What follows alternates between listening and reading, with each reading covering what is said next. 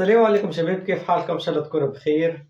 بعد انتهاء مباراة مانشستر يونايتد ومانشستر سيتي، بعد الأداء الذي قدمه عمر مرموش بالمباراة، وقد أدلى مدرب مانشستر يونايتد بتصريحات نقلتها قنوات بين سبور إنجليزية، وقال: لقد قدمنا أداء جيدا أمام نادي مانشستر سيتي وبيب غوارديولا، وكنت فخور بما قدمه اللاعبون داخل الملعب.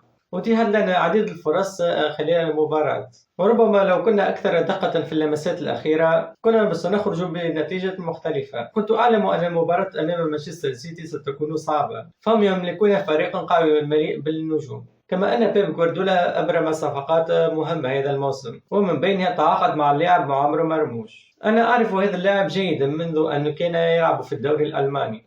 لاعب لديه إمكانيات كبيرة ويمكنه أن يقدم الكثير مع السيتي، ولو استغله بيب غوارديولا بالشكل المناسب فسيصبح من أفضل اللاعبين في الدوري الإنجليزي في المستقبل القريب.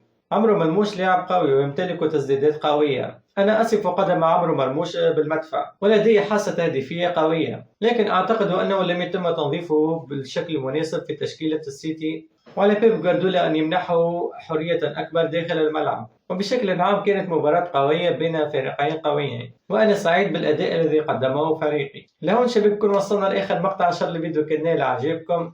لا تنسوا اللايك والاشتراك في القناة وتفعيل الجرس. لا تنسوا أن تكتبوا لي آراءكم في التعليقات حول الموضوع. نشوفكم في مقاطع أخرى، ومع السلامة.